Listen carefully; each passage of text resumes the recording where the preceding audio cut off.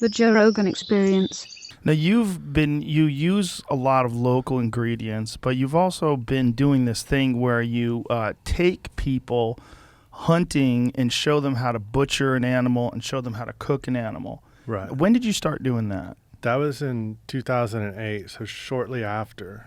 We started doing classes on butchery of domestic pork, which was kind of my wheelhouse. I'd learned that in restaurant work.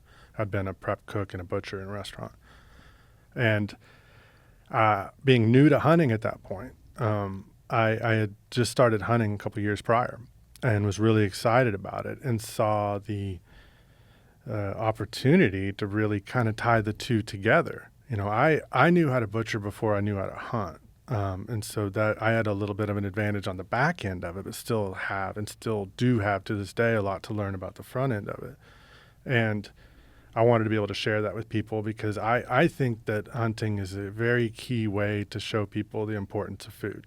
Because if you can feel sad about taking the life of a deer or a pig or a squirrel, then you can also understand what a case of carrots that is, you know, rotting at a grocery store because they haven't been sold or they don't look good enough to sell anymore.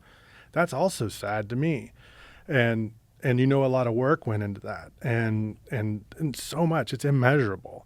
And so being able to tie food with the source like that, with hunting or fishing or whatever, I think was really important. So we started doing classes where we were taking people out and it's guided hunts, and then you learn how to butcher, cook, and then you eat game throughout the weekend too. And we still do that to this day. And when you do this, how many times a year do you do this? You know, well, you know, in season, it's Texas, so it's hot. Our season typically runs, if we have a couple dove hunts or something in there, from mid-September till maybe April. So just basically the cooler and cold months of the year. So about 6-7 months. And when you do it, would you do it on weekends? Like when do you? Yeah, they're typically weekend classes. We used to do a lot of private events, and now I've just gone to we work with one ranch.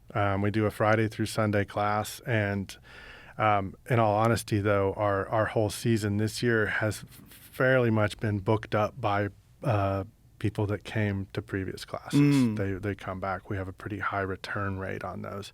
We're about to release our schedule of those, but there's going to be very, very little seats available to those. They fill up. We do 8 classes a year for 4 people. Yeah, you kind of would, if you're hunting too, you're going to need small groups, right? You really can't. Yeah, it's got to be very intimate. You know, we want everybody to see everything and put their hands on it. So it's really necessary. We have a team of guides, so everybody, if you've never been hunting before, you have a guide. We walk you through the whole series of events, like from sighting in the gun to you know, it's this constant barrage of like learning. And it's like, this is how you put your heel down. You know, this is the way the wind is blowing. This is the way we're going to walk to do this. You know, this is what time of day we expect deer to move, when we expect hogs to move, why we're sitting right here. All kinds of, you know, we're like constantly feeding information. And then once that animal is taken, we're feeding, you know, more information about this is how you skin, this is how you gut, this is how you use the liver, this is caul fat. This is a shank. This is best for grind. This is best for slow cooking, things like that. And then we teach them how to butcher it, break it down. And then we really want them to be able to do it on their own.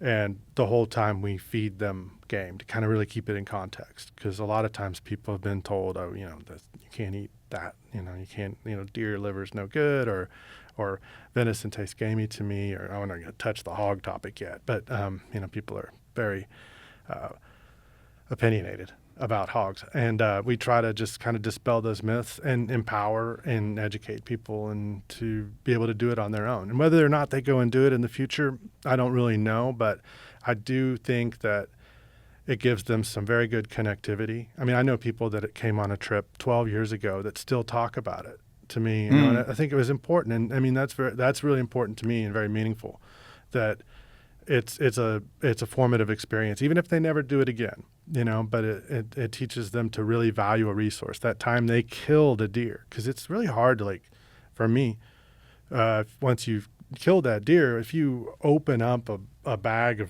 of beef or something, I can't help but think, like, all those animals in a field, they all had lives, they all had deaths, everything. It's like, and I think it teaches you just to appreciate resources. And once you start to appreciate that resource, maybe you'll start to appreciate all resources, Right. You appreciate anything. the vegetables, everything else. Well, and hell, even you the might water. appreciate where your clothes are made, or Right. or do we need a leaf blower?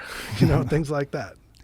Catch new episodes of the Joe Rogan Experience for free only on Spotify. Watch back catalog JRE videos on Spotify, including clips. Easily, seamlessly switch between video and audio experience. On Spotify, you can listen to the JRE in the background while using other apps and can download episodes to save on data cost, all for free.